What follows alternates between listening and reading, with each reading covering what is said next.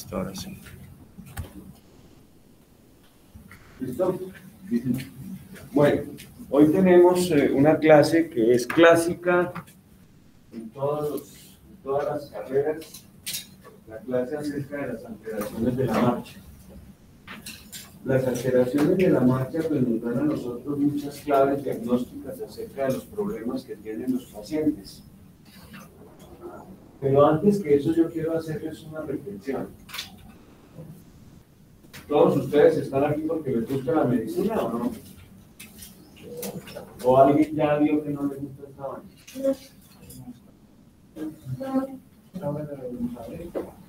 ¿Por qué? ¿Por qué lo digo? Porque es que uno ve que a estas alturas del partido, ya en la práctica, hay muchas personas que estudiaron medicina y detestan la medicina y detestan a los pacientes. Uno ve pediatras que odian a los niños, internistas que no les gustan los viejitos, cirujanos que no les gusta operar, ginecólogos que no les gusta atender partos. Eso lo vemos hoy en día mucho. Y dice uno, yo les digo a ustedes una cosa. Yo soy un famoso en la medicina, a mí me gusta mucho. Y cada consulta para mí es una diversión real desde el buen sentido de la palabra. Obviamente que hay cosas muy dramáticas en la vida que a uno lo conmueven. Pero cada paciente para mí es un reto. Yo disfruto cada consulta que hago, cada procedimiento, cada cirugía que realicé, cada atención de urgencias que realicé. Yo fui médico de urgencias durante casi 1 año. Pero resulta, mira, si tú estás mirando el celular, mismo te está aquí, no, bueno, pero es que da la impresión de que no me estás prestando atención. Entonces tú decides, si te quieres quedar a la clase, no te vas. No. Tú no falta el respeto que uno no puede estar ahí en esa función. No sé si te lo digo, mijo. No, pero es que está mirándolo y entonces le da a uno la impresión de que está mirando. Y las cosas son lo que parecen. Entonces, usted se imagina hacer una consulta mala, ¿cómo será la siguiente? ¿Cómo será la siguiente? No examinan los pacientes, no les toman los signos vitales, se los inventan. Entonces, ¿qué pasa? Que se va generando un desgano por la carrera terrible, y entonces ya no miramos los pacientes y no aprovechamos todo lo hermoso que puede ser nuestra carrera. Yo les dejo esa reflexión porque me parece que es importante que ustedes a estas alturas de la carrera vayan mirando esto. Esto es lo que van a hacer toda su vida, y si ustedes lo van a hacer de mala gana o con rabia, no me quiero imaginar lo que van a sufrir el resto de su vida. Bueno, hoy tenemos el examen clínico de la postura, la marcha y la actitud con las alteraciones generales que podemos ver con ellas. ¿Qué circunstancias nos pueden a nosotros afectar la marcha? Tenemos problemas neurológicos. Obviamente, los pacientes con accidentes cerebrovasculares, enfermedad de Parkinson, alteración frontal. ¿Qué es esto? Esto es muy importante porque es que la porción frontal del cerebro es el conjunto de materia más evolucionado que nosotros conocemos en el universo. Nosotros somos lo que somos porque tenemos desarrollado nuestro lóbulo frontal. Cuando ese lóbulo frontal pierde irrigación, se enferma, tiene un infarto, tiene un accidente cerebrovascular, tenemos problemas cognitivos muy severos y una de las cosas que más se afecta es la marcha. Tenemos alteraciones como mielopatías que tienen que ver con lesiones de la médula espinal, neuropatías periféricas como se ve en qué enfermedades. ¿Cuál es la enfermedad que más neuropatía periférica da? Diabetes. La diabetes. ¿Qué otra? Otra enfermedad que da neuropatía.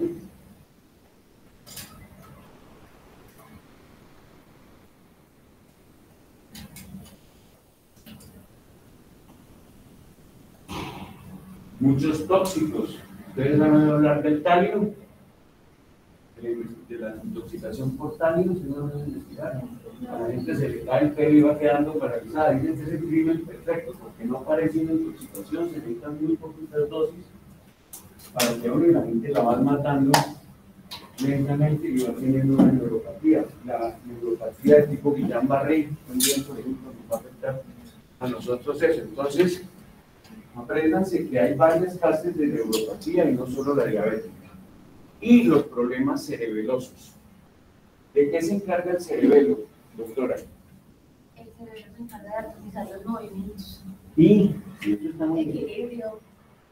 Casi no es el sistema vestibular. Eh, Hablemos de la coordinación general, ¿no es cierto? Esa es la palabra que nosotros tenemos que emplear ahí. Entonces, tenemos que la marcha nos la pueden afectar problemas neurológicos, problemas musculoesqueléticos y artritis de diversas etiologías. Yo creo que eso es más que claro. Nosotros tenemos algún familiar, alguien que tiene problemas de cadera, problemas de columna, artritis de diversas etiologías que tienen problemas para la marcha. Ustedes también pueden ver cómo las emociones se transmiten con la marcha. Va deprimido, o va alegre, ¿sí? O va con la piedra afuera, ¿sí? Todas esas cosas nosotros las podemos traducir y eso se traduce en el lenguaje corporal. El lenguaje corporal habla mucho de cómo una persona camina. Yo creo que a ustedes si les ha pasado que reconocen la gente a mucha distancia, la reconocen por el caminado, ¿no es cierto? Todos tenemos un caminado particular. Bueno, y también acordémonos que los problemas respiratorios. Si un paciente tiene falla cardíaca, si un paciente tiene un enfisema, un EPOC, pues su marcha también se va a alterar. Entonces, cuando alguien camina raro, digámosle la cosa muy sencilla, tenemos un problema, pensemos, la parte neurológica, musculoesquelética y las emociones, y la falla cardíaca y la enfermedad respiratoria. Entre los 60 y los 69 años, el 10% de las personas tienen alteraciones de la marcha, y el 60% lo tienen cuando son mayores de 80 años. Entonces ya sabemos que es una patología propia de la edad. Unas consideraciones clínicas generales. ¿Qué pasa cuando nosotros miramos la marcha en un paciente? Ahora, acuérdense de una cosa, la población colombiana, la pirámide poblacional se invirtió. Hasta los años 50, 60 había una gran cantidad de jóvenes y pocos ancianos. Hoy en día son muy pocos los jóvenes y somos muchos las personas de edad. ¿Eso qué quiere decir? Que ustedes van a tener que atendernos a nosotros. Y ustedes van a tener que atender, y si son inteligentes, qué bueno que uno le diga que fue el médico aprendiendo de este tipo de cosas, porque estos son los problemas que ustedes van a tener que atender. ¿Sí? ¿Qué quiere decir la marcha respecto a las predicciones que podemos hacer sobre la vida de las personas? La calidad de vida. Yo creo que ustedes lo ven muy claramente. Cuando una persona tiene problemas de marcha, por lo general eso se asocia a problemas en muchos otros órdenes de su vida. Entonces la calidad de vida, la marcha normal es un predictor de buena calidad de vida, de independencia. La marcha lenta se correlaciona con alteraciones cognitivas posteriores. Estos son estudios muy interesantes que se han hecho, y es que pacientes que tienen una marcha lenta, aunque estén mentalmente bien, tienen una probabilidad mayor en 3, 4 años de empezar a realizar, tener cambios conductivos. Entonces, cuando el viejito ya empieza a caminar lento, hay que tenerle cuidado. Ahora, una persona, sin importar su edad, que camina normalmente, puede tener independencia. Las personas de edad, a lo que más le tememos es a la pérdida de la independencia. Que a mí me tengan que hacer. Ustedes como jóvenes, obviamente en este momento no lo entienden ni lo apropian. Pero yo sí les digo que uno ya pensando no dice miércoles, el día que yo ya me quede fregado, ¿qué hacemos? ¿No es cierto? Entonces es importante entender eso. Y los riesgos de institucionalización, o sea, pues ir a un ancianato. Las alteraciones del equilibrio y de la marcha son predictores de caídas. Más o menos, las muertes que ocurren a nivel de los Estados Unidos, en algún artículo que leí, decía que hay más o menos 25,000 muertos al año por caídas, directamente por caídas. Y aquí en Colombia, pues, la cifra yo creo que no es menor, porque aquí poco se cuida a los ancianos. Ustedes ven que los andenes y los sitios son verdaderas barreras para que la gente pueda pasar, ¿no es cierto? Ustedes ven que están construidos. Yo aquí veo andenes que son así y todo, pues uno los puede pasar ahora, pero en unos años seguramente ya no. Hoy en día se practica un examen clínico deficiente, eso también es muy triste. Entonces ya nadie mira la marcha del paciente y ahí tenemos nosotros mucha información. Ahora, cuando una persona puede decir a qué velocidad, en qué dirección y cómo camina, eso es un predictor de esperanza de vida. Se ve que las personas que caminan vigorosamente con la edad, tienen los mayores, comparados con los suyos, tienen una mayor esperanza de vida. Aquí hay una cosa muy importante: las alteraciones de instalación aguda se correlacionan con alteraciones cerebrovasculares, espinales y neuromusculares. Una de las cosas que uno ve con mayor frecuencia cuando está en el servicio de urgencias y le llegan con un paciente que posiblemente ha sufrido un accidente cerebrovascular es que ese paciente tuvo el accidente cerebrovascular durante el sueño y cuando se fue a levantar por la mañana cayó al suelo. Eso se ve muchísimo y es muy común encontrar. Él se despierta, se va a levantar y ¡pum!, se va de la cama, se cae. Eso es muy importante tenerlo en cuenta. ¿Por qué? Porque está muy pléjico, está muy parético y entonces no se da cuenta y se va al suelo. Es importante también que pensemos en la cantidad de drogas que les damos. Yo veo con mucha tristeza que a las personas de edad que tienen infecciones respiratorias, cualquier cosa, que le dan loratadina. Y resulta que la loratadina es un antihistamínico que tiene efecto sedante, es menor que otros antihistamínicos, pero lo tiene. Y eso se relaciona con un aumento en el riesgo de caídas. Cuando ustedes les cuenten un poquito de pelo, primero pregúntenle qué está tomando. ¿Sí? Y verán que casi muchos de ellos están tomando o drogas para el sueño o antihistamínicos. Bueno.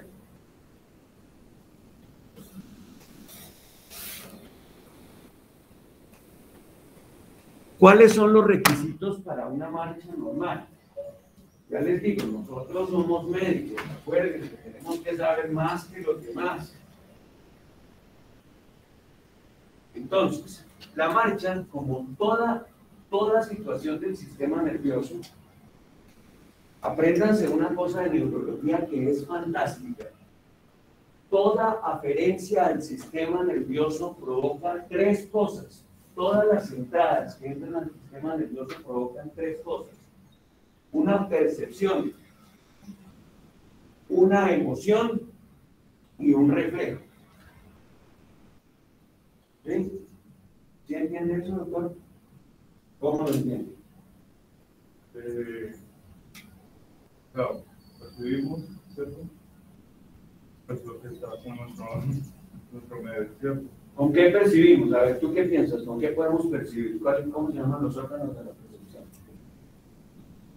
O órganos de los sentidos, ¿y son cuántos? ¿Son cuántos? ¿Cuáles? El tacto, la audición, la olfación, visión, el equilibrio. Ese sentido de equilibrio se llama propiocepción, ¿no? Es parte de la propiocepción, pero es especializada dentro de la propiocepción. Tú tienes razón. Hoy en día nosotros decíamos que normalmente eran como 4 o 5 sentidos, ¿no es cierto? Pero hoy en día se que hay más de 20. Están diciendo que tenemos realmente una complejidad muy grande y todo eso. Entonces, si percibimos eso por los sentidos, ¿qué pasa? Genera una emoción. Eso nos genera una emoción. ¿Sí?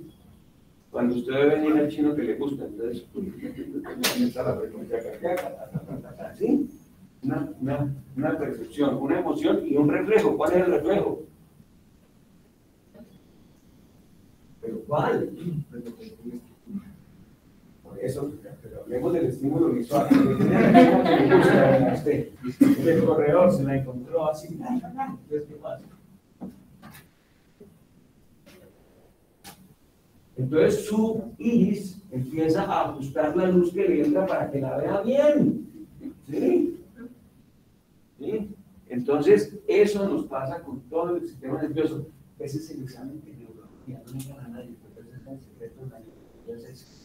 Bueno, entonces, ¿qué tenemos? Las aferencias para la marcha. Tenemos la función locomotora que se encarga del inicio y del mantenimiento de la marcha, la estabilidad del cuerpo en bipedestación y los ajustes inconscientes. Cuando yo voy a empezar a caminar, yo no tengo que decir, oiga, cuádriceps, hágame el favor y se contrae, oiga, gemelos, hágame el favor y se relaja un poquito. Si yo tuviera que hacer eso, qué locura, ¿no es cierto? Todo eso es automático, entonces hay ajustes automáticos de la... Usted tiene una propiocepción que le está indicando todo lo que pasa. Yo sé en qué posición estoy respecto al salón, a la puerta, a ustedes, y entonces yo me pongo a ver, si no yo vivo encima suyo, porque no tengo ni idea de la información.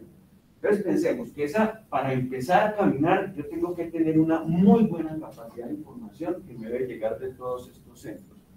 Está el equilibrio y los reflejos posturales, la función sensorial e integración sensorio-motora, y el balanceo contralateral. Cuando uno camina, miren que esta extremidad va pasando al lado contrario de la pierna, ¿sí? Ese es el balanceo normal.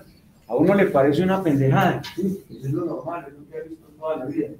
Pero si usted no lo hace, se dará cuenta cómo la marcha se le empieza a estabilizar. Yo los reto a que ustedes caminen así, y verá que no se sienten también caminando así. Empiezan a irse para un lado y para otro, porque no tienen balanceo. ¿Sí? Ahora, entonces, nosotros con todas estas aferencias podemos seleccionar los programas motores necesarios para caminar. Bonito, ¿no? ¿Sí? Ahora, ¿cuáles eferencias? El sistema eferente comprende vías descendentes que incluyen el tracto piramidal, la vía piramidal, que es de dos neuronas, ustedes se acuerdan, ¿no es cierto? Neurona motora superior, neurona motora inferior. La vía extrapiramidal, que tiene que ver con los ganglios basales y la coordinación de algunos movimientos finos. O sea, ya no es la coordinación del movimiento, sino es el movimiento fino. Los nervios periféricos, pues si usted tiene una lesión radicular lumbar, pues va a tener problemas. La placa terminal neuromuscular. ¿Qué enfermedades hay en la placa terminal neuromuscular? ¿Cuál? ¿Cuál? Miastenia gravis, claro. ¿Y cómo es la característica clínica de la miastenia gravis? Que no hay receptores para la... Hablen duro porque no... O sea, contar los receptores para la serotonina, la planta. Por eso, y entonces el paciente amanece muy bien. Ya ese día está, ya no puede, ¿sí? Eso pasa. Eso es la característica. Los músculos los necesitamos, las miopatías. Yo creo que uno cuando hace un ejercicio al que no está acostumbrado y ha tenido dolor y limitación muscular entiende perfectamente qué es esto, ¿sí? O sea, lo que es bajar escaleras después de haber jugado un partido de fútbol cuando uno está desenfrenado, ¿cómo baja uno? No puede, eso es uno así, ¿no? Ahí se da uno cuenta de la importancia de los músculos. La depresión se asocia con marcha lenta. Tenemos canciones, tenemos todo. ¿Cómo caminamos? ¿Cómo caminan los adolescentes? ¿Cómo caminan ustedes? Ah, sí, bueno, ya darse contra los postes por el WhatsApp, pero ¿qué más? Ah, a la carrera. ¿O cómo? A la carrera cuando vamos de norte. Pero yo me acuerdo cuando mis hijos me invitaron alguna vez a un desfile del colegio.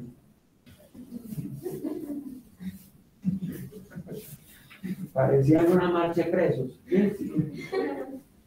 ¿Cómo se sienta un adolescente? No, así, un adolescente. No, mijo, ¿qué le pasa? Ay, no, a mí me trajeron una prórroga, no tengo nada. Eso es la adolescencia. Entonces, esas marchas que nosotros vemos, pues, ahora son un poco elegantes y poco sexys, ¿no es cierto? Entonces tenemos que tener cuidado. Y la ansiedad, cuando uno está nervioso, y se fue mi día, entonces uno camina con cuidado, ¿sí? Eso es característico. Bueno, el control cognitivo. ¿Qué querrá decir eso de control cognitivo, doctor?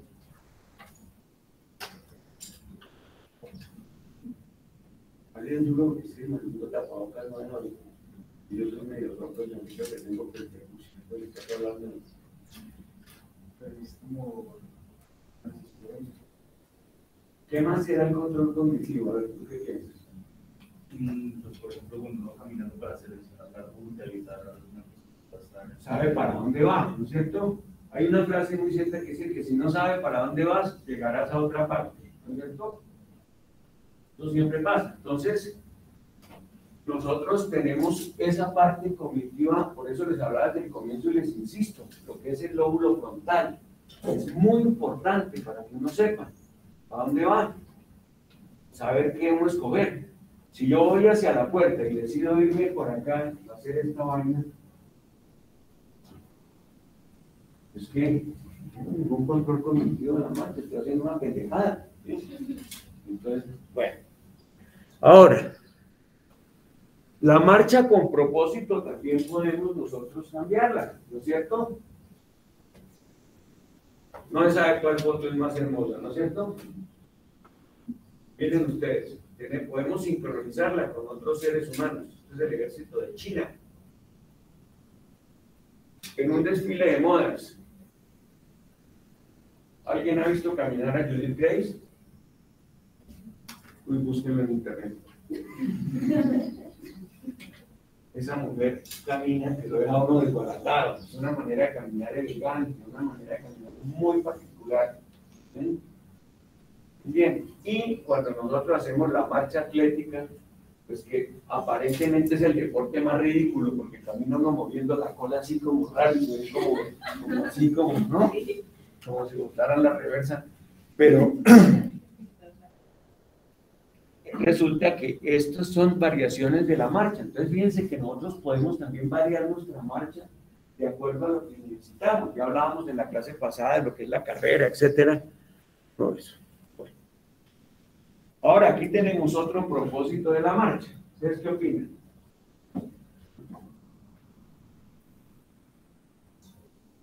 Esta modita, por fortuna, creo que ya está pasando, o todavía sí. ¿Ah? ¿Y ustedes saben el origen de eso? ¿Por qué es? ¿Por qué? Por la cárcel, pues los militares se bajaban esto para... Bajaban a media hasta el pantalón para que supieran que es la vaina. ¿Sí? Bueno, listo. Sí, eso es aquí. Entonces, pero ¿qué marcha nos provoca esto? Pues muy elegante, muy sexy, ¿no? Y estos, pues mire, si unos extraterrestres vieran estas cosas, ¿cómo se imaginarían que eran los cuerpos? ¿Sí? Ya miren, los terrícolas son así. ¿Sí? Y este hombre, pues obviamente, esos fueron sus últimos pasos, ¿no?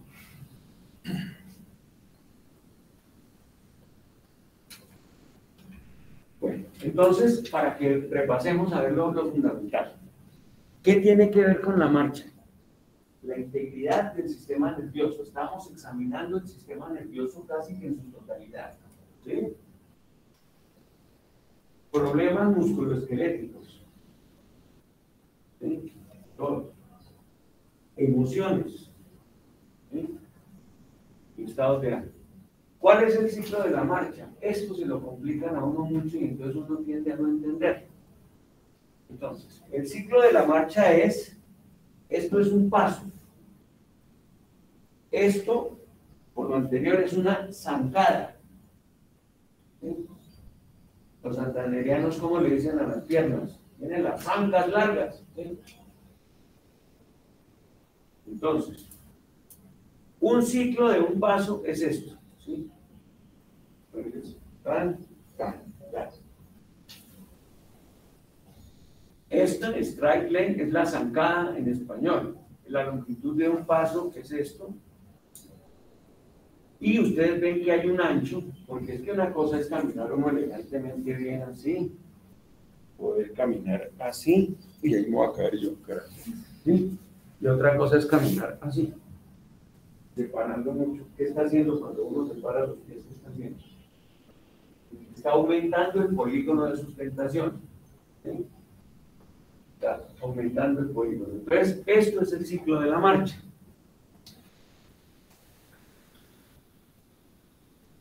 ¿Cuáles son los parámetros? La velocidad de la marcha preferida en adultos sanos hasta los 59 años es de aproximadamente 1.4 metros por segundo. Lo cual quiere decir que a esta velocidad usted hace 5 kilómetros en la hora. ¿Cuánto hace uno normalmente? ¿Usted se ha puesto a pensar cuánto hacen ustedes en una hora? ¿Alguien se ha puesto a mirar? Miren, es interesante. Yo hago 7 kilómetros por hora caminando. Esto es lo mínimo. La longitud de la zancada es entre 1,50 y 1,70. Yo soy bajito, entonces ¿cuál será mi zancada? Estará más cercana a los 1,50 que a los 1,70. La cadencia promedio en adultos jóvenes está entre 115 y 120 pasos por minuto. El envejecimiento se asocia con una disminución de la velocidad de la marcha, pero la cadencia se mantiene estable. Son chismes, es decir, son cosas interesantes de saber. No es que uno las vaya a ver, esto sí no se ve pues en la clínica, no es como una serie a una persona con una marcha de 100 metros, a ver en cuánto se hace. Los sujetos de edad avanzada prefieren un ancho de paso 40% más. ¿Qué hacen los viejitos? Amplían su polígono de sustentación. Yo digo los viejitos y yo ya soy de ellos, pero bueno. Entonces, ¿sí? Uno va ampliando su paso, ¿sí? Eso es como para que ustedes lo tengan en cuenta. Eso es interesante saberlo, es bueno saberlo.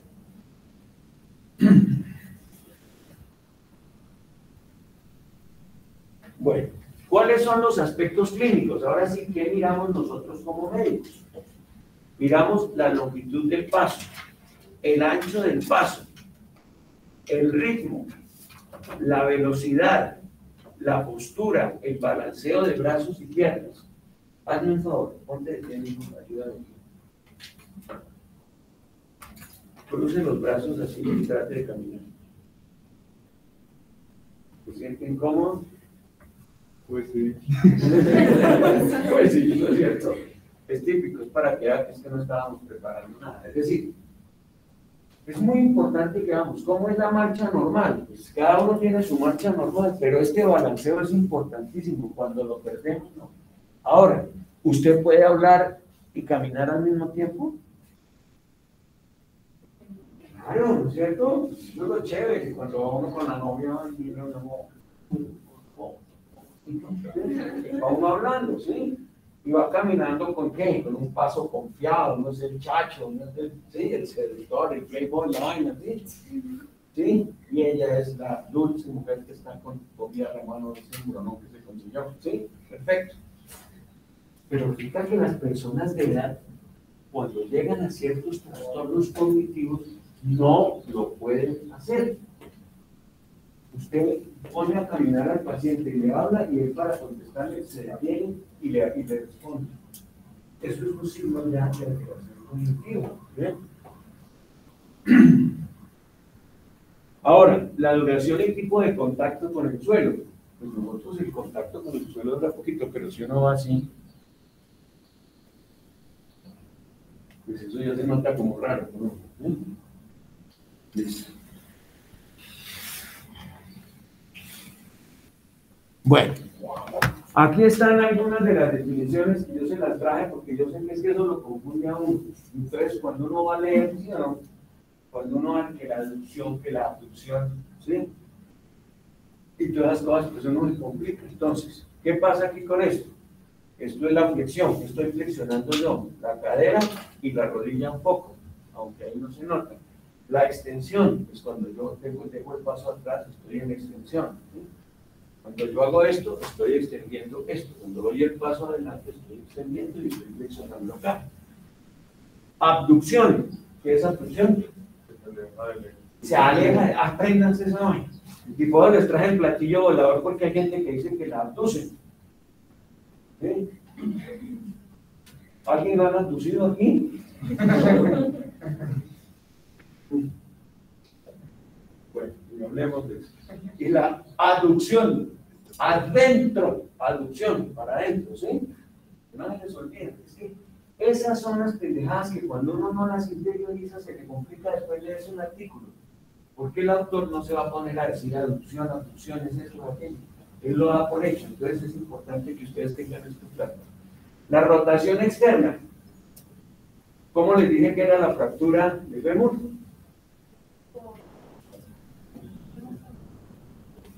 ¿Quién se acuerdan? No, fractura de fémur. Aportamiento y rotación externa. ¿Sí? ¿Se acuerdan? Es que esa vaina lo ve uno y hace uno el diagnóstico y usted queda como un príncipe. Sí, muchos estuvieron.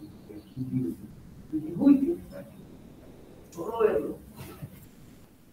Facilísimo. Esa fractura, ¿cómo ocurre? Primero se rompe el hueso y después el paciente cae. No es que se cayó y se no. Primero se rompe el hueso y después se cae el paciente.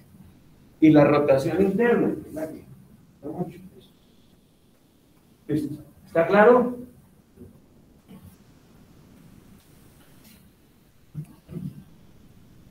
Las caídas, ¿por qué hablo de marcha y caída? Pues porque la complicación más grande que tiene la marcha son las caídas, ¿no es cierto?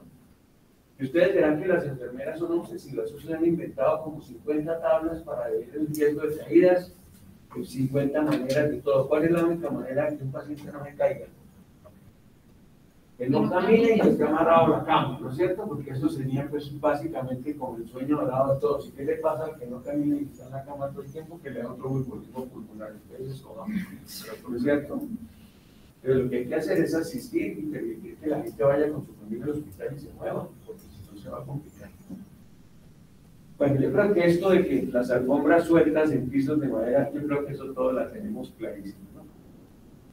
Compraron el tapete y a la semana siguiente la tía se rompió las 4 letras cayendo ahí, ¿sí? ¿Por qué? ¿Sí o no? Se hizo esa vaina y ¡pum! Eso lo tenemos todos clarísimo. Entonces, ¿qué se inventaron para eso? Entonces, para eso se inventaron unos pegamentos que se le ponen al tapete por abajo, pegantes que lo pegan al piso y evitan eso. Lo mismo en la ducha. En la ducha ocurren muchos accidentes y muchas muertes. Entonces, también se inventaron los antideslizantes y todo eso para evitar eso. Historia de efectos sedantes o hipotensores. Obviamente, si usted toma droga para la presión arterial y la baja, o si está estrenando dosis de losartán o de un diurético, pues entonces es un cambio postural y se cayó, ¿cierto? Eso puede ocurrir. Todo esto, pero mire, y los antihistamínicos se los pongo en rojo, porque es que mire que es que se abusa aquí de reformular algunas cosas y no pensamos, ¿qué le dan a toda persona que me dice que le duele la garganta? Amoxicilina y loratadina. Están cometiendo un error muy grande. Bueno, aquí lean esto para que ustedes vean cómo los estudios clínicos, esto está entre comillas porque es de un artículo, dice, la polifarmacia se considera un factor de riesgo importante de caídas en los ancianos. Sin embargo, estudios más recientes sugieren que la polifarmacia solo presenta un riesgo si incluye medicamentos que aumentan el riesgo de caídas como sedantes, antidepresivos y benzodiazepinas. Como medio pendejo lo que está diciendo, ¿no? Es para que ustedes también hagan una lectura crítica de los artículos, porque es que no es todo. Aquí se está diciendo pues lo que ya hemos visto, lo que ya sabemos. Son los sedantes, los hipnóticos y los antihistamínicos los que más provocan caídas. Y que cualquier, entre todas esas drogas, que es lo que más utilizamos, antihistamínicos. ¿Sí? Entonces, es importante eso. Claro, bueno. Ahora, ¿qué hacen ustedes cuando están lavando el garaje de la casa y ustedes van a entrar por el garaje? Está el piso jabonoso, aquí están trapeando. ¿Qué hacemos nosotros? ¿No es cierto? Entonces uno inmediatamente cambia. Y cambió. Entonces empieza uno a caminar con cuidadito. ¿Sí? Miren ustedes, eso es exactamente lo que hacen las personas de edad cuando notan que ya no pueden caminar. Caminan como si el piso estuviera resbaloso, ¿sí? Con esa vacilación. para resumir en eso, no nos vamos a pensar que entonces que la rodilla se flexa un poco más, que la cadera va un poquito en rotación interna, entonces, porque eso es complicado, eso no lo vamos a poner con esas cosas, eso ya es muy complejo, pero ustedes se dan cuenta que si una persona en un piso normal camina como si el piso estuviera resbaloso, pues entonces ya tenemos un problema de la marcha, aunque no esté definido específicamente, no vamos a definirlo, pero ya sabemos que está utilizando mecanismos de compensación. ¿Qué hace la persona para no caerse? Y ustedes mismos cuando van a saben que van a encontrarse en un piso resbaloso. Se ensancha la postura, la base se ensancha. Ensanchamos, separamos más los pies. La longitud del paso pues se acorta, porque usted está vacilando, está más cortico. Los pies se levantan menos durante el balanceo, eso también es una característica. Y uno se encorva. Entonces, cuando ustedes ven eso en una persona que no está en un piso resbaloso, pues ya piensan, hay una alteración de la marcha. Entonces, ¿en qué piensan? Una alteración cognitiva, etc.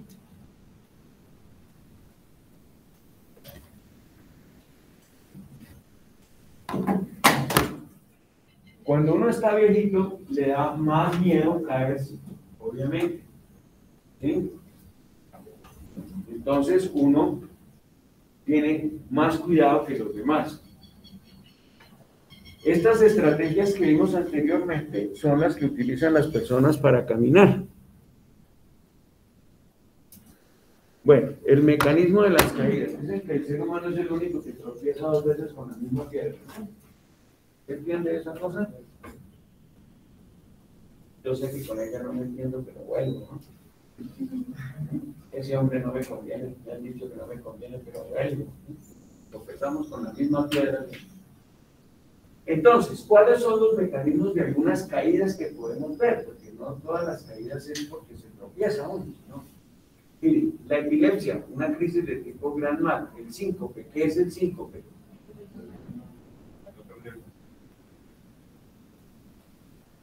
¿Qué es el síncope?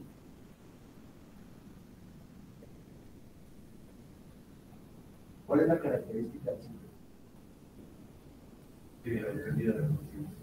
Pero y fugaz, porque el síncope usted se recupera. Si usted cae en coma, bueno, cuando una persona cae, ¿qué puede hacer lo que quiera? Así, súbitamente, y ya no se despertó. Hay que pensar en aneurismas. ¿Sí? Pero si la persona se cayó y se volvió y se despertó, entonces pensamos en síncope. ¿Qué orígenes tiene el síncope? Hablen duro, hablen duro. Sí, pero démosle como un nombre más, sí, estás en lo correcto, muy bien, pero démosle como un nombre más amplio, causas. Cardiovascular o neurológico, claro, entonces usted piensa, a usted lo llaman, mire, a uno de estudiante de medicina, ¿a quién lo llaman? Lo llama a la vecina, ay, esto será como de médico, y uno, le toca a uno ir allá así, a ver, y uno va con gusto, obviamente. Pero entonces, ¿qué pasó? Mire, se cayó. Entonces, ¿usted qué piensa? Si usted dice, bueno, ya se recuperó, sí, se recuperó la conciencia. Si ese paciente que se cayó no recuperó la conciencia o la recuperó desorientado y tuvo movimientos tónico-clónicos o relajó esfínteres, ¿qué fue lo que tuvo? Una crisis epiléptica. Y si es una crisis epiléptica después de los 35, 40 años, ¿en qué pensamos? En un tumor, hasta que no se demuestre lo contrario. Toda convulsión de aparición tardía es un tumor hasta que no se demuestre lo contrario. ¿Sí? Entonces fíjense que hay cositas que uno puede ir aprendiendo, que a partir de la definición de síncope, pues, la epilepsia y la hipotensión, como decía la compañera. Cambios posturales. La enfermedad de Parkinson es tal vez de las enfermedades más crueles que hay, porque provoca alteración en todo el sistema nervioso. Los pacientes no pueden hacer cambios posturales, cambios en la marcha, en la dirección de la marcha. El paciente con Parkinson va como alcanzando su centro de gravedad y va festinando, va así, ¿sí? Aunque lo hace despacio, pero él va como cayéndose hacia adelante porque primero se mueve el tronco y después las piernas. Entonces, estos pacientes se caen muy fácilmente. Ahora bien, cuando hay lesión radicular, ¿qué es una lesión radicular, doctor? Háblalo. Pero háblalo, que está muy bien, dígame, sí. Acuérdense que tenemos que aprender a hablar con frecuencia y que se nos escuche, ¿no? Entonces, una lesión radicular, ¿y cuáles son las raíces que más se lesionan? L4 y L5 y L5 y L1. ¿Sí? Ya lo veremos en varias cosas. Entonces, ¿qué pasa? Que el paciente pierde la capacidad de caminar en los talones, ya lo veremos en cada cual, o en las puntas de los pies. No lo puede hacer.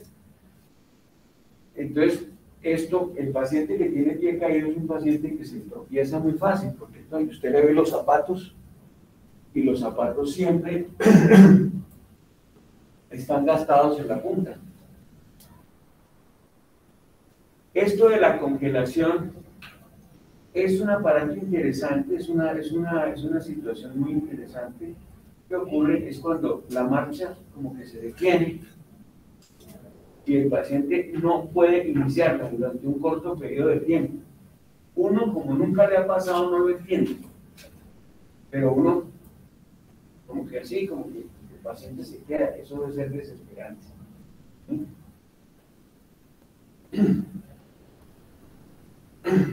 Bueno, y la demencia, que ya la vimos, que son los pacientes que tienen que parar de caminar para hablar. Bueno, aquí ya entramos. Esta clase hoy es cortica, no me preocupen, que esto es cortico, pero me gustaría que pudiéramos hablar y resolver preguntas, porque esto es importante. La marcha dolorosa. ¿Quién ha tenido una ampolla en un pie? ¿Ah? ¿Cómo camina uno? ¿Cómo es el caminado? Pero ¿cómo es la correra? ¿Uno qué hace? Y aquí está la lesión. Rápido, que no le haga yo mucha fuerza a esta vaina. O sea, tratamos de disminuir al máximo el apoyo de la zona lesionada, ¿sí? ¿Cómo será uno con una lesión de una marcha vestibular? La marcha vestibular es la que depende de las aferencias que veíamos, que hay aferencias del cuerpo y unas que vienen del oído. Entonces es la que tiene que ver con eso. La rigidez de una articulación. ¿Sí? Fácil. Debilidad de grupos musculares y la paraparesia. La espasticidad, la rigidez, las ataxias y la lesión frontal. Miren, hay muchas más, doctores, hay muchas más. Pero yo no les quiero traer aquí una lista a ustedes de 200 manchas distintas para que no se aprendan ninguna. Y cuando ustedes vayan a ver esta vaina no las quieren estudiar porque ¿quién se va a aprender 200 maneras de caminar? ¿Sí? Ustedes verán, está la enfermedad de Michel, hay otra serie de enfermedades que provocan eso, pero es que en esas enfermedades lo de la marcha es secundario, el paciente está tan comprometido desde el punto de vista cognitivo que la marcha pues, es solo un aspecto. Aquí yo traté de referirme a lo que vemos, a lo que se ve en la clínica real, lo que vemos en los pacientes. Lo otro, pues ustedes lo estudiarán de manera complementaria. Bueno, aquí tenemos entonces la marcha. Y esto está cojo. ¿Qué hacemos? Damos un paso corto tratando de disminuir el apoyo. Bueno, ahora, hay unas enfermedades que uno puede diagnosticar muy fácil. Y es esta, el espolón calcáneo y la fascitis plantar. Esta fascia plantar, que viene aquí desde la base de los metatarsianos hasta el talón, hasta el calcáneo, es como una plantilla que nosotros tenemos, es una plantilla gruesa, durísima. Esa plantilla se inflama por trauma repetido. Y también ocurre cuando el talón nosotros lo apoyamos con demasiada fuerza. Ocurre en algunas mujeres los tacones tienen que apoyarse en la punta y en el talón. Entonces ocurre eso. Yo tuve una fascitis plantar entrenando para la media maratón de Bogotá, y yo me gasto en esos 21 kilómetros 2 horas. Me dio por hacer la estupidez más grande de mi vida. Bueno, fuera de otras que he cometido en otros aspectos, pero en el deportivo esta fue la peor. Y es ponerme a trotar en una máquina de esas de gimnasio 2 horas. Y pues, yo troto 2 horas, estoy entrenando lo de los maratón, ¿cierto? Pero ¿qué ocurre? Que esas bandas sin fin, uno voltea siempre en el mismo sitio. No hace los cambios propios del terreno. Y de pronto empieza uno con esa vaina y resulta que empecé yo a notar, yo dormía bien, me iba a levantar y los primeros pasos eran terribles. Los primeros 10 pasos el dolor es brutal.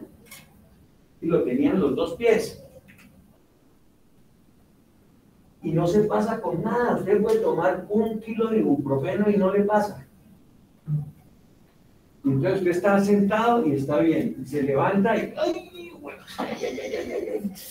Camina uno que no quiere que lo toquen. Ese es el patrón característico de la fascitis plantar y el espolón calcáneo. El espolón calcáneo es un levantamiento perióstico que ocurre en este músculo y que forma una espina, un espolón como de gallo, ¿sí? Es exactamente igual. Miren ustedes en la radiografía y lo ven. Esta es una de las causas más comunes. ¿Cuál será otra causa de dolor en los pies? Mujeres, ¿qué tienen las mamás, las tías? Que a veces las tienen que operar. Los juanetes. ¿Y por qué se provocan los juanetes? Porque las viejas se tienen que levantar así. Y el peso del cuerpo va y esa articulación, la primera articulación metatarsoparándrica se aduce. ¿Sí?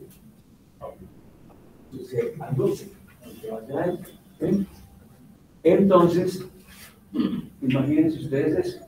Esa es una causa común. ¿Y cómo camina? Ay, yo con estos juanetes. ¿Qué le han oído ustedes decir a todas las mamás? Ay, siquiera me quité los tacones. ¿Sí o no? ¿Sí o no? Porque están haciendo una presión terrible.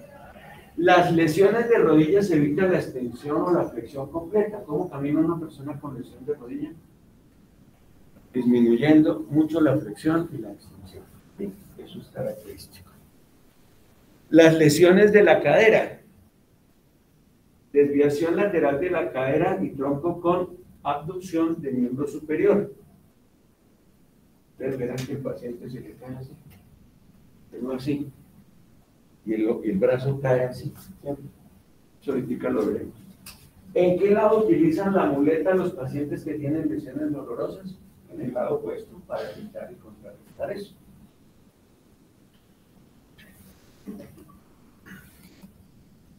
Bueno, aquí tenemos marcha dolorosa 2. Esto tiene que ver con la lesión de la articulación coxofemoral con luxación y debilidad del glúteo medio. ¿Qué pasa? Fíjense ustedes lo interesante. El glúteo medio tiene por función mantener la cadera estable. Cuando él pierde fuerza, entonces se relaja y la cadera del otro lado se cae. ¿Sí me entienden? Él hace los balances. Los 2 glúteos están haciendo la fuerza en este sentido. Cuando uno pierde fuerza, entonces el otro predomina y se cae la cadera. ¿Está claro?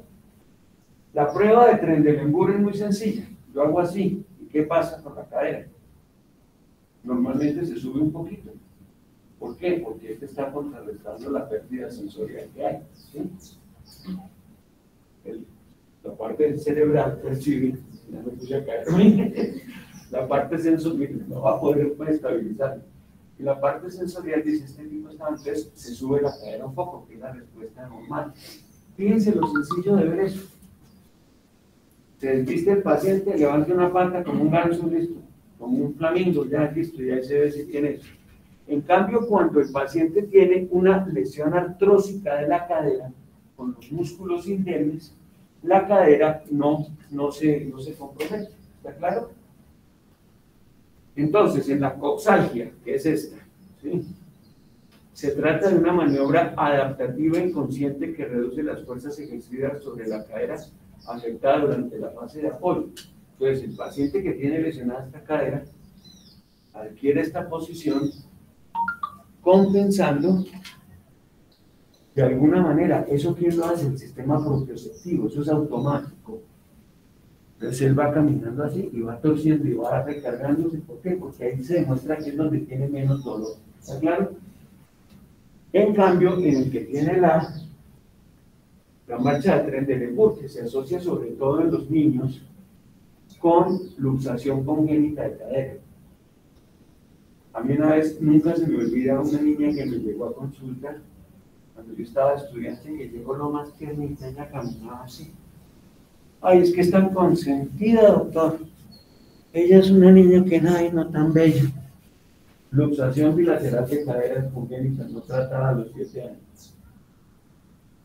Pobrecitas, cirugías grandísimas hubo que hacer. ¿Sí? Entonces, eso es. Entonces, en el Trendelenburg, debilidad del glúteo medio, que son los abductores de la cadera, luxación congénita de cadera, fractura invertebrada del cuello femoral.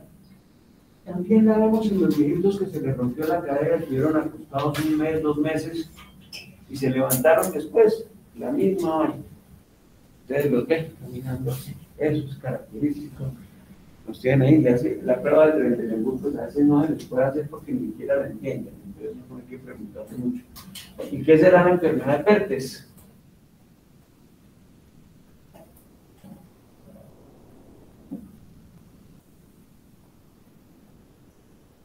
Acuérdense. Niños, perfecto. Muy bien, ya vamos por buen camino. ¿Qué más? Necrosis avascular de la cabeza del fémur. Entonces, ¿cómo se manifiesta? Usted le llegará al niño siendo recuperado. ¿Cómo llega el niño? Una mancha de Trendelenburg. Así es. Entonces tú le dices, levante, le cae la cadera. ¿Sí? Pero lo más característico es el dolor. Entonces, necrosis avascular de la cabeza del fémur. Hay otra enfermedad que es un nombre muy sexy, a la gente le fascina, que es la de Osgood-Schlatter. ¿Cuál es? Es cuando al niño le ven aquí la tuberosidad anterior de la tibia. Entonces se la tocan y eso le provoca chino. Entonces usted le dice, señora, su hijo tiene una enfermedad de Osgood-Schlatter. Se justificó toda la inversión de usted, no es capaz de decirlo de corrido, dice la vaina y todo. ¿Y qué pasa? Es una osteocondritis, eso termina pasando. ¿Sí? Se les da vitamina D, en algunos pacientes les dan eso. Bueno, cuando uno tiene cinetosis, ¿qué es cinetosis? Doctora, ¿qué es cinetosis? Estoy como mareada. Si usted no puede poner esa vaina en esto, el paciente se ve como mareado. Cinetosis, es esa sensación de que todo le duele. ¿Sí? ¿Quién no ha vomitado cuando era niño en un carro? Y más en estas carreteras de montaña. Entonces lleva la bolsa. Y cuando le ayudaste de la flota, dice, por favor, el que vaya a vomitar, que tira la bolsa. Entonces, tenemos eso. Pero hay una enfermedad que es la laberintitis, que es una inflamación viral del laberinto. Y el laberinto es el que tiene los canales semicirculares, que son los que le indican a usted la posición en el espacio. ¿Sí? Esa vaina a veces se inflama y produce un vértigo que tiene una característica. Cuando usted está en reposo, usted está más o menos bien, pero cuando lo mueve. Y hay una norma que mientras el vértigo sea más periférico, o sea, más relacionado con el nervio, de manera más periférica, la respuesta vagal de náuseas y vómito es mucho mayor. Entonces el paciente está quietico en la almohada, ahí contra la almohada, y lo haces mover. Empieza y ese vale, que tiene una característica, que es lo que se llama la lateropunción. como el vértigo, el mareo es el vértigo es en un sentido determinado, el paciente siempre se va a ir en ese sentido, ¿sí? No va como el borracho que va para los dos lados. Eso es lo que se llama lateropulsión, ¿sí? Y la cinetosis, pues, o la laberintitis, nos produce pérdida de la percepción de la posición del cuerpo en el espacio. ¿Fácil de diagnosticar o no? ¿Cómo lo diagnostica usted? ¿Cómo? Bueno, el protocolo es terminar y se ya, Perfecto. La historia clínica él te va a contar que le mueve, le da mucho hongo, que le da cosas más fuertes, etcétera, y nos ponemos a caminar. Hay una prueba que es lo más chévere para eso, para ilustrar lo que tú dices, que es lo que los semiólogos, esos que les fascinan los nombres propios, dicen, se llama la prueba de Barani. Pero nosotros le decimos más la marcha de estrella. Miren, muy sencillo. Mírenme bien. Si yo estoy con la lateropulsión derecha, me piden que cierre los ojos, que no los voy a cerrar porque me voy de esta ciudad, y les hago 3 pasos, y tengo la lateropulsión así. ¿Qué pasa cuando yo me devuelvo? Que me voy para un lado, porque tengo esa lateropulsión. Entonces, por eso es que el paciente avanza y se va para el lado, para cualquiera de los 2 lados, se va. Por eso se llama el signo de la estrella o de la brújula, porque se va armando eso, sí, va variando eso. Algunos dicen que la prueba de Romber. Yo soy de la opinión que no. ¿Cuál es la prueba de Romber? No sabe. Bueno, hay un señor por allá que en 1840 y pico por allá vio que algunos pacientes los ponían de pie, le cerraban los ojos, se caían. ¿Por qué se caían?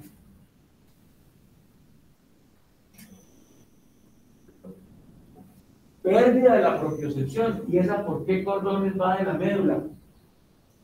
Los cordones posteriores. Entonces, ¡pum!, paciente de caída. Eso se llama la prueba de Romper. Si usted está con una laberintitis bien tenaz, está todo mareado, y lo paran y le dicen que cierre los ojos, ¿qué espera que pase? Pues se cae, ese no es un Romper.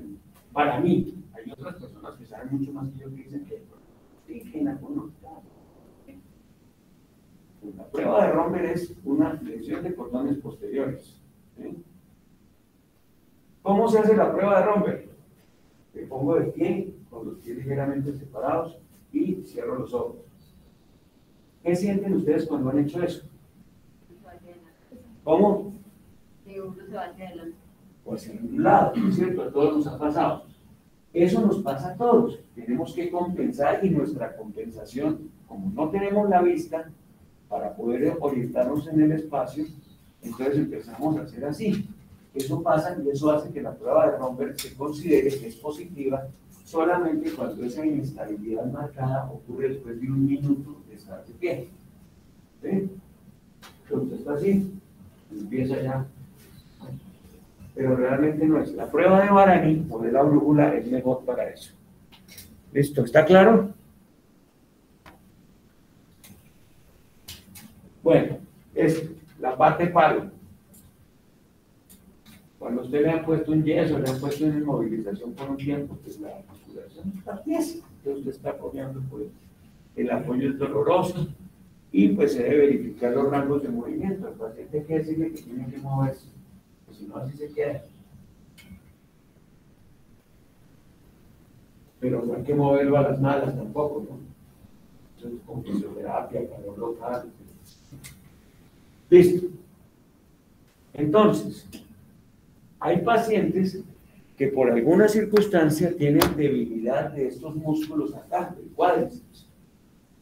Entonces, la debilidad de los músculos del cuádriceps produce hiperextensión de la rodilla durante la fase inicial del apoyo, mientras que la rodilla está estable por los ligamentos. ¿Cuáles son los ligamentos de la rodilla? Que usted no me vuelva a entrar ahí porque el equipo me pregunta toda la clase, me la vergüenza. Los cruzados, ¿dónde están? Atrás, ¿no es cierto? Están así, sosteniendo la rodilla, ¿en qué sentido? Antero-posterior, ¿sí? Los cruzados. Y los laterales. Lateral interno, medial y externo, ¿sí? Estos son los que se rompen los futbolistas, ¿no? Entonces le llega a uno un chino de 14 años. No, yo tengo la misma lesión de Falcao. ¿Cuál es la diferencia entre Falcao y él? 60 millones de euros en el banco, ¿no es cierto? Yo creo que Falcao no pierde nada de su atractivo si camina con las rodillas tiesas. Pero ese muchacho sí va a perder sus posibilidades de trabajo. Y hoy en día, ¿cómo se juega el fútbol? Se juega a tirarle a los ligamentos, ¿no es cierto? Ya no le tiran al balón, entonces tenemos que tener. Pero bueno, hablando de la debilidad del cuádriceps, entonces, ¿qué pasa? Que el paciente hiperextiende la rodilla, la hiperextiende. Entonces hay debilidad para evitar la caída. O sea, aumenta inconscientemente la fuerza para que no le vaya a fallar el cuádriceps. Entonces el paciente está hiperextendiendo. Vimos aquí los dorsiflexores del pie. Pie caído. ¿Cómo será el pie caído? Entonces, acuérdense, una lesión del L4, L5, que es la más común. Apréndanse eso de memoria y ustedes quedan bien. L4, L5 tiene que ver con los dorsiflexores del pie. ¿Cuál es la dorsiflexión del pie? Esto, subir el pie. Entonces, ¿cómo era un paciente con pie caído? Va haciendo esto. ¿Y qué hace para evitar tirarse el pie?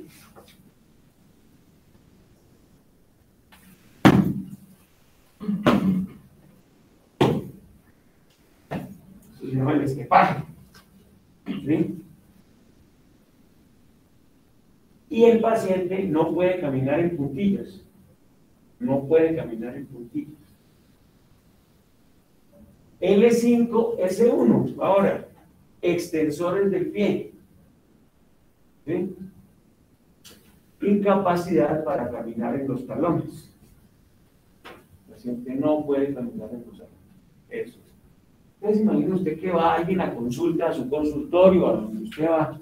Dice, doctor, tengo dolor aquí lumbar severo y se me pasa como para las piernas. ¿Será mucho pedir que usted le pida al paciente que camine en los talones y camine en las puntas de los pies? Y con eso ya sabe que está bien el E4, el E5 y el E5, S1, y le mira los reflejos y ve que no hay hiporreflexia, y le mira la fuerza en los gruesos espejos, y le mira la flexión de la columna, y usted le dice que está bien o está mal, o el signo de la C, y ya se los expliqué la otra vez. Entonces fíjense que son cosas que podemos hacer muy fácilmente en el consultorio, que tienen una sensibilidad altísima para predecir lesiones que podemos diagnosticar sin necesidad de tanta cosa. Bueno,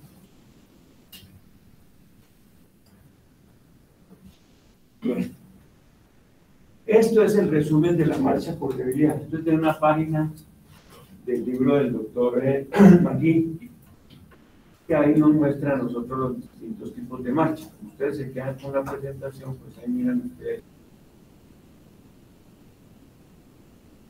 Bueno, cuando hay una lesión de la médula espinal, ¿cómo será la marcha? Entonces se juntan las lesiones del E4, L5, L5 y S1. ¿Cuáles son los signos de lesión de neurona motora inferior? ¿Cómo?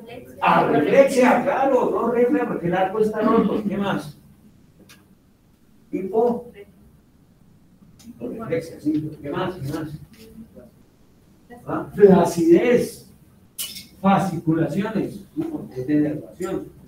¿Sí? Entonces el tipo simplemente no puede caminar. ¿Sí? Entonces aquí tenemos lo mismo.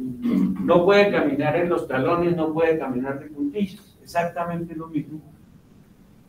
Y esta forma pues se llama el estepaje, que se escribe de estas dos maneras. Estepaje o estepaje da exactamente lo mismo. Esto viene del inglés, step, espacio, ¿no? Bueno, ¿ustedes han visto en la calle caminar gente así? Entonces hay dos maneras de hacer eso. Los pacientes que han sufrido una lesión de neurona motora superior por un accidente cerebrovascular en el territorio profundo de la arteria cerebral media izquierda, ¿qué hacen? No tengo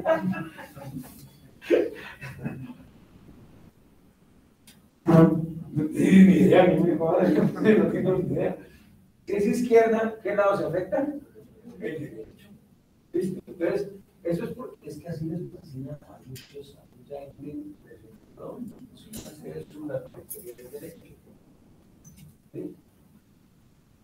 Entonces, si el derecho afecta al lado izquierdo, porque sabemos que ¿qué pasa? Hay una decusación a nivel de el bulbo raquídeo, se decusan las historiones, también se siguen derechito, etc. Entonces, si yo tengo derecho, ¿qué pasa? Cuando tengo hemi parece a derecha, que es lesión izquierda, esa lesión de que se acompaña muchas veces de afasia. ¿Qué es la afasia? Hay dos tipos de afasia, la motora y la ejecutiva, pero la afasia es la incapacidad de que yo le digo a usted, bonito la cancha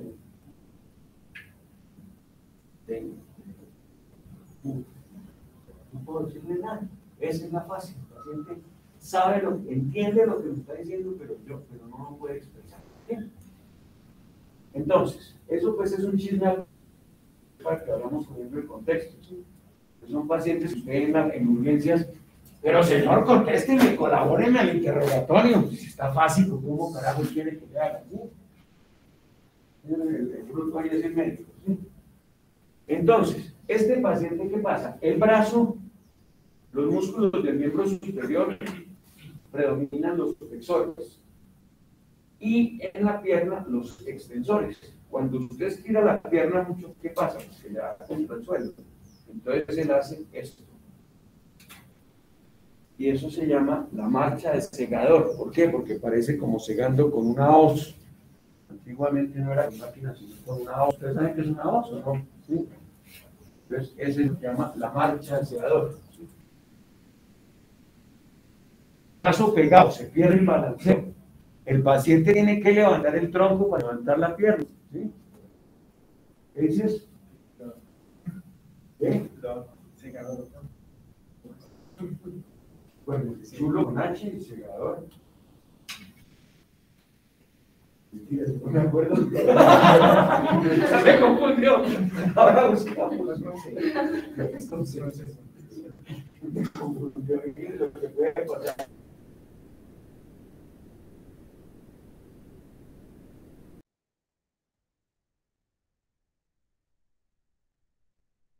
Caminando así, con los pies hacia adentro, tiene el pie caído. Esto es, ¿sí? Hay una alteración propioceptiva también en ellos. Es una espasticidad, lesiones de parálisis cerebral, secuelas de polio, pero ya pues el polio volverá.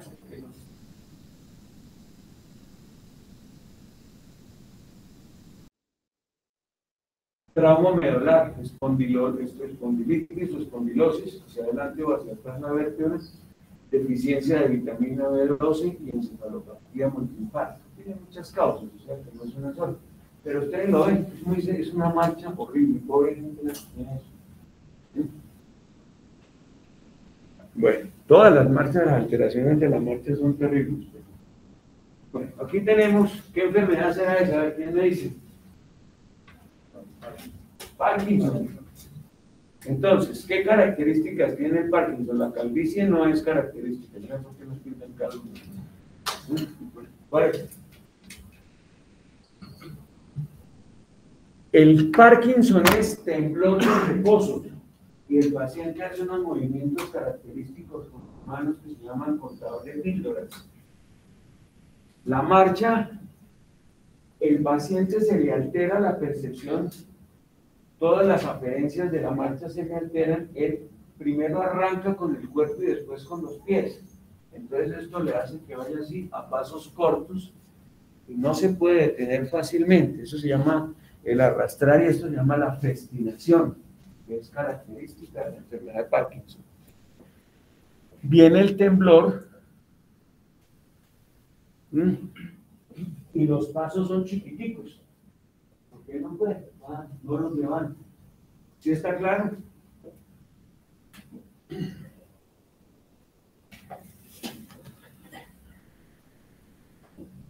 Bueno, tenemos que en el sistema nervioso central se generan dos tipos de ataxia. La ataxia sensorial es una pérdida propioceptiva generalizada, ¿sí?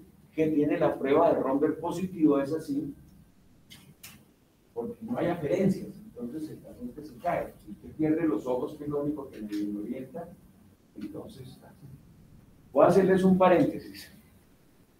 Algún día, cuando yo tenía 40 años, o sea, para ustedes era viejo, pero yo me sentí un sardín, una enfermera jefe, yo la quiero mucho, nos dijo: mire, doctores, vamos a hacer un taller.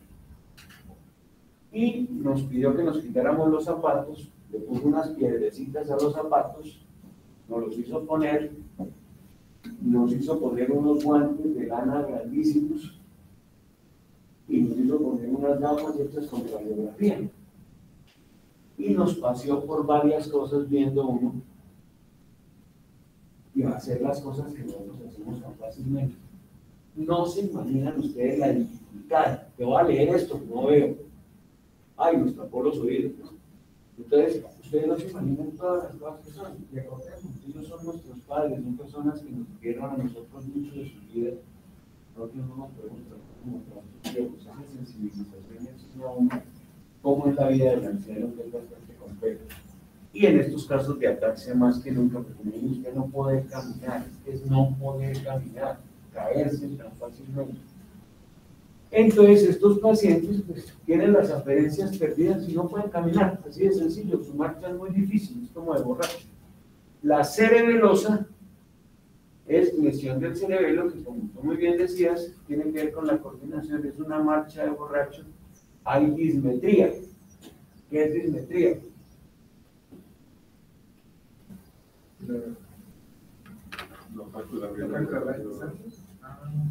Hagan esto, doctores, háganlo. Sigan haciendo con los ojos cerrados. ¿Y pueden? Que no puedan analizar, pues vamos a ver. Bueno, parece una pendejada, pero es importantísimo ese movimiento ese. Y una cosa que se pierde en el Parkinson, hagan esto. Se llama adiapocinesia, y es integridad de los ganglios basales. ¿Qué es adiapocinesia? La capacidad de hacer movimientos repetitivos alternos. ¿Sí? Listo. ¿Cómo es un borracho? El temblor. Es un temblor distinto al del Parkinson, no es de intención, ¿no es cierto? Alguien está enguayabado y le pregunta: ¿cómo amaneció? Y el señor no me explica. Está muy maluco. ¿Qué es la disartria?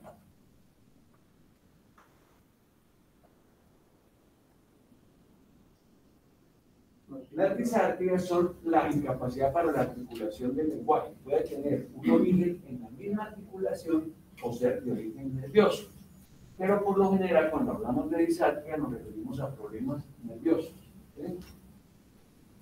Y entonces el paciente le habla así y dice: hola chico, yo tengo mercancía, ¿Eso qué es? Un lenguaje escondido, nervioso. Eso indica que la droga ya le llegó por allá. Bueno, la marcha por lesión frontal, la de los viejitos, la que vimos, precisamente, aumento de la sustentación, hay vacilación. ¿Qué es la marcha magnética? Exacto, como que se pega al piso.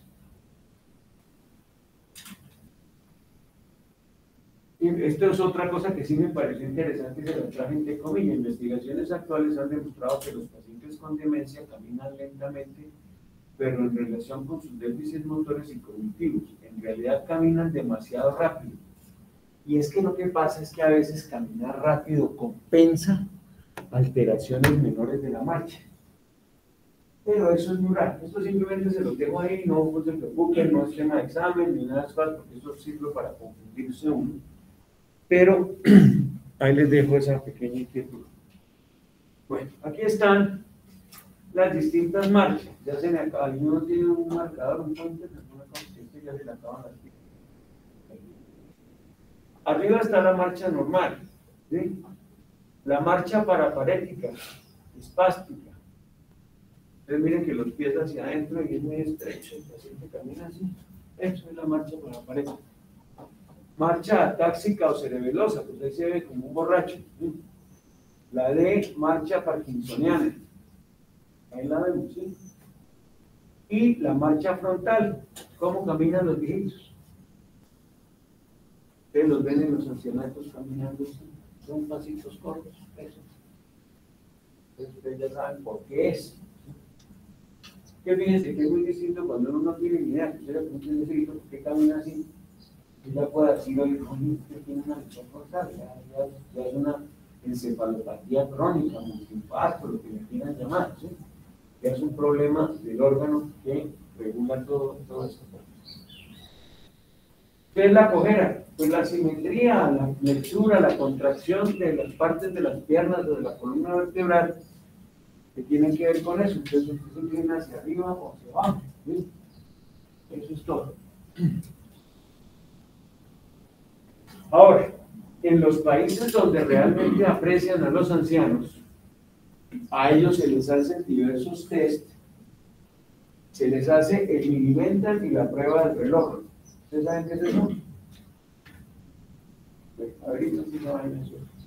Minimental es muy fácil. Y la prueba del reloj. ¿Sí?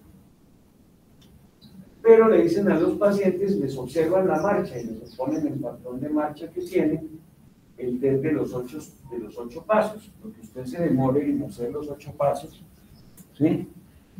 Y levantarse y caminar 3 metros. Es que uno lo ve muy sencillo, pero usted estar sentado y levantarse a caminar implica una cantidad de integridad del sistema nervioso muy grande, ¿sí? Entonces, esas pruebas se hacen y parar de hablar al caminar. Esas son las cosas que se hacen periódicamente en las instituciones y nos van a servir como pruebas predictoras de alteraciones cognitivas o de riesgos pues, de tener un riesgo alto de caídas. Ahí están los artículos que se consulté, son artículos más o menos recientes y si no son recientes son muy completos. ¿Sí? ¿Listo? ¿Alguna pregunta? Una pregunta. Estas alteraciones de la marcha, pues generalmente en la consulta pues me genera curiosidad. Se encuentra así como secundario, o sea, van a la consulta por otra cosa y pues uno nota estas alteraciones en la marcha y pues la consulta termina siendo... Mira, es una apreciación muy inteligente, pueden ocurrir las dos cosas. Hay pacientes que llegan y dicen, oye, no está caminando bien y eso muchas veces es el motivo de consulta. Pero a veces cuando el paciente entra a consulta, usted ya le hace el diagnóstico. ¿Sí? Cuando un paciente le llega a usted al consultorio así, tiene 40 años, la consulta es como el tipo, ¿qué será lo que tiene?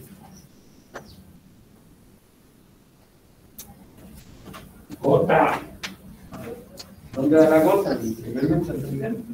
Tú ya sabes, es decir, puede que sea otro, que la pata, otro que no es estúpido, que se usa en general donde no viene de una paciente. Entonces, muchas veces sí es el motivo de consulta, ¿sí? Pero uno a veces no nota. Es que miren, por eso yo les hablaba al comienzo del disfrute de la carrera, ¿sí? Es que qué triste, no, si no tengo tiempo, ya tengo que ir a otro paciente, ya no. Carajo, no se dejen.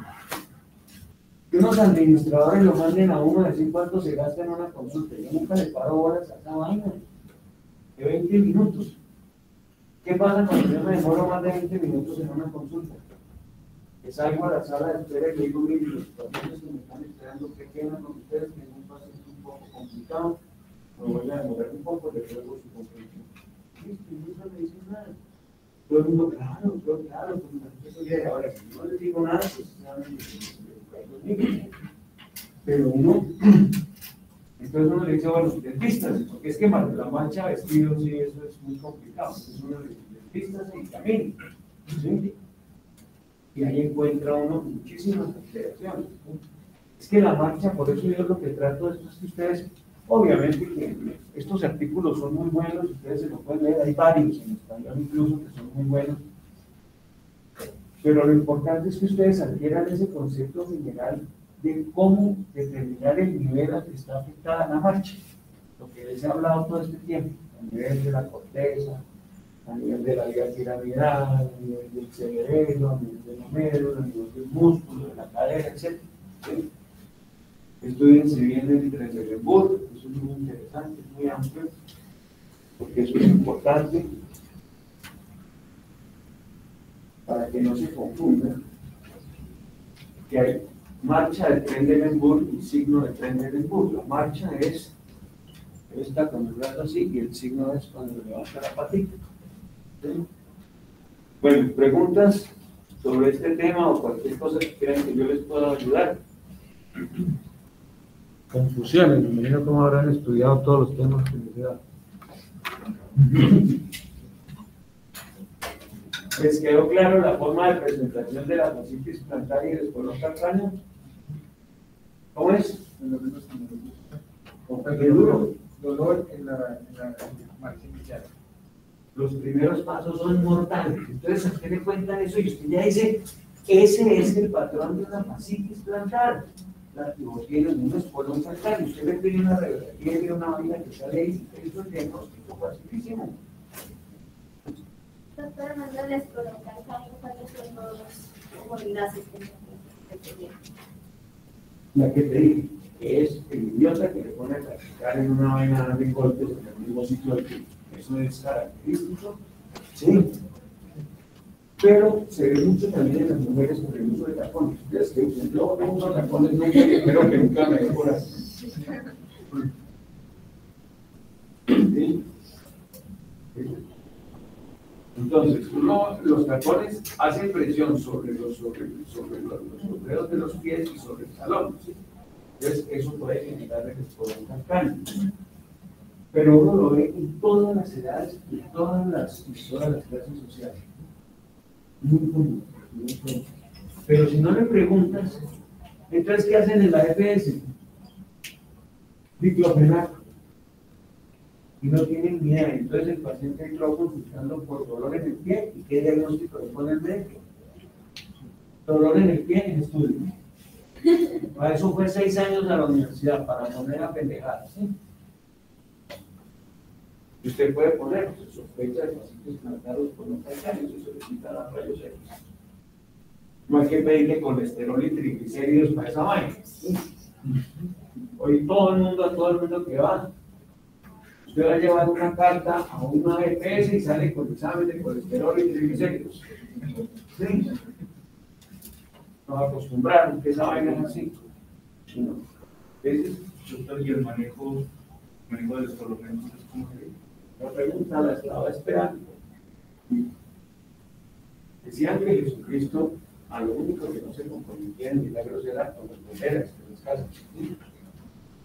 Le podían pedir que levantara muertos, que hiciera todo, pero con las mujeres les decía no sé, porque saben lo difícil que es. ¿Sí? Lo mismo pasa con esa patología. Yo, siendo médico, me demoré más de 4 meses en mejorar. Porque todo el diclofenaco lo metabolicé, se eliminó y generé un ¿sí? Yo tenía que caminar porque yo tenía que trabajar, tenía que pasar revistas, tenía que hacer cosas. Pero me pusieron unas infiltraciones con corticoides, un amigo mío de corrido, que es un excelente, que se hace en la familia chino lo infiltramos, porque estaba caminando. Era difícil, muy difícil. Pero hizo unas infiltraciones con corticoides de depósito. ¿Sí? Esas infiltraciones se hacen con una mezcla del 50% de corticoides de depósito y hidrocaína.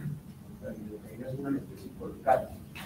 Porque es que el dolor genera espasmo muscular, y el espasmo muscular genera más dolor, y el dolor genera más espasmo. Entonces, romper ese círculo vicioso con la infiltración ayuda. A mí al final resultó ayudando mucho, pero es de difícil manejo, no, que uno no le dé.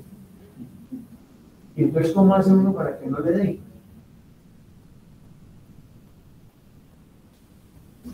¿Cómo hace? ¿No han visto en las ortopédicas unas plantillitas que tienen un punto azul? ¿La han visto? Use esa vaina. Esas son plantillitas, chéveres, tal. Entonces, como está mejor, no usen muchos tacones, sobre todo los señores no que pueden. Entonces uno tiene, ahora, zapatos que dicen taconcitos, chéveres, no los estoy presionando mucho, ¿sí? Un tipo de cosas, pero eso. ¿Qué otra pregunta hay? Nada más. Ya este tema no tiene secretos para ustedes. Entonces, miren, yo hice la presentación con todo el cariño, tratando de que a ustedes les sirva como de casi que de apunte, en el sentido bueno de la palabra, no es que hay escenas. Ay, no, alcalde, vas a agarrar mucha idea porque es como que el paciente le dice, doctora, mire, ¿qué células yo tengo? Ah, pues bueno, no lo van a hacer nunca, ¿sí? Entonces, acuérdense de una cosa, ustedes ya están próximos a las clínicas, ¿no es cierto? ¿Cuánto les falta? Un año. Ya tienen que empezar a pensar en términos médicos, ¿sí? Entonces, causas de, acuérdense. Yo, si a mí me preguntaran, yo he trabajado muchos años en medicina interna, me ha tocado que yo cuando era profesor en la Nacional, estuve 5 años en el Instituto de Medicina Interna. Y hay una medicina interna que me fascinaba estudiar, era la de STEM, que es una medicina interna por motivo de consulta. ¿Cómo estudiar uno por motivo de consulta? Entonces uno que llega a las causas de. ¿Cuántas causas de disfagia hay? Uf, no, usted no le puede decir al señor. ¿Qué le dice? ¿Qué piensa? Entonces lo digo a modo de ejemplo para organizar el pensamiento, no tiene nada que ver con el clásico. Alteraciones. Dices, Pero, exacto, la obstructiva. ¿Cuáles son las causas obstructivas de la disfagia? La más común. ¿Cuál? ¿Los citis? No, hombre. Pues ustedes vieron eso en primer semestre. Me pongan bravos como una vieja que yo que le pregunté que estaba hecho el aire. Estaba como ya estaba para ser internado y le dije que estaba haciendo el aire y me dijo, absolutamente que no, que yo como me atreví a hacerle preguntas de segundo semestre. La causa más común de disfagia, ¿cuál es? Cáncer de esófago. ¿Y qué tipo de disfagia da el cáncer de esófago? Que primero es para sólidos y luego para líquidos. El paciente empieza pasando bien los sólidos y luego los líquidos. Entonces eso es lo que usted le pregunta en el interrogatorio del paciente. Pero hay otra disfagia que es la alta. ¿Y esa de qué origen es?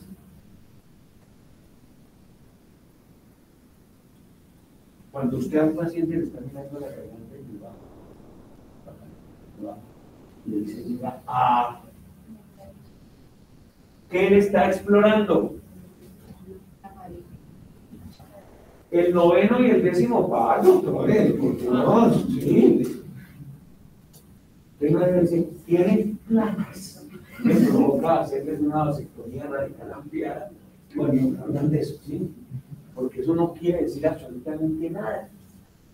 En la faringe no hay placas, hay exudados, y son exudados diferentes de acuerdo a las enfermedades que uno tiene. Que son la faringonitis estreptóxica, la faringonitis estreptóxica, la asociación pulso-hospitalar de Vicente, ¿sí? La difteria, la mononucleosis infecciosa. Esos son los exudados que vemos nosotros en la pacientes. Que tienen placas, pueden provocar. Entonces, fíjense ustedes que cómo enfoca uno los casos por causas de. ¿Sí? ¿Cuáles son los exudados de la faringe? Tales. ¿Cuáles son las características diferenciales? Tales. Entonces, así, cuando usted examine, cuando usted pregunta, sabe qué va a hacer. Entonces, yo por eso les recomiendo mucho que estudien por esto. Yo voy a pedir un favor, mío, porque es que esto se me queda en el aire. Hay un libro que es muy bueno, que es en inglés, que se llama Orientación de Problemas Médicos. Para solucionar. Ese libro trae todas las causas de todo. Por ejemplo, el vómito.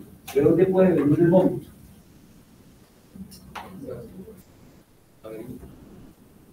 Puede ser de origen neurológico o de origen gastrointestinal o de origen vestibular, aunque el neurológico pues ahí están los dispositivos.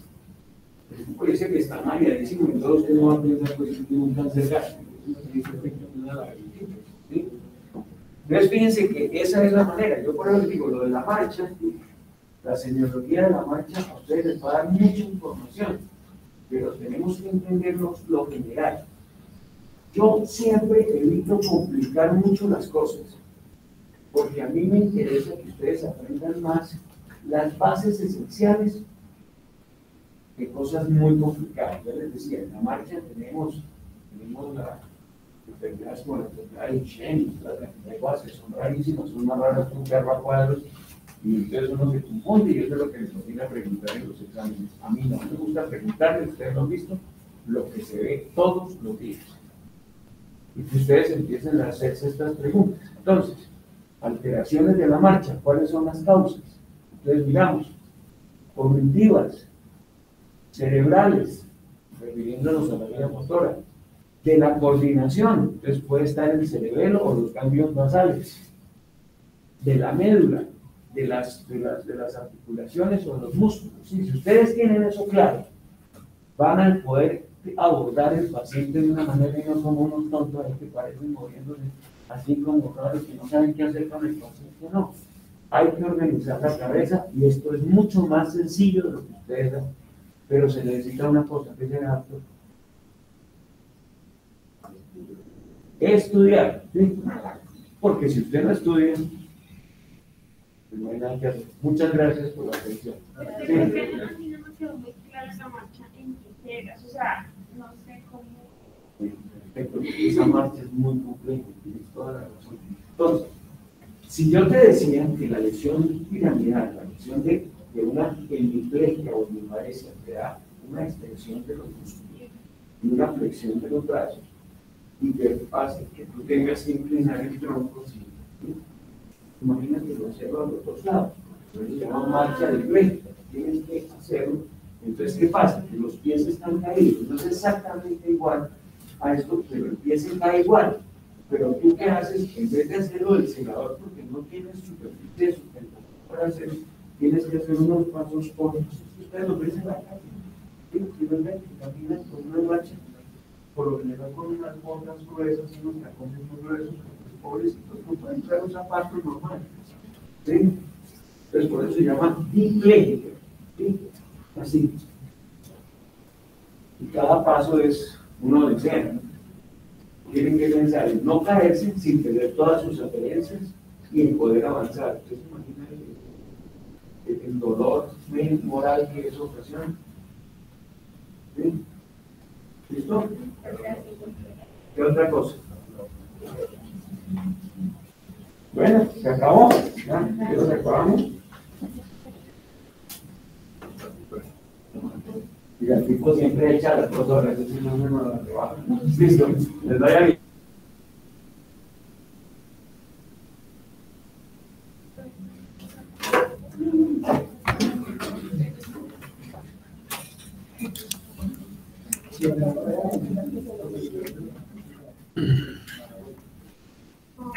¿Sí se entendió? Sí, veo que sí.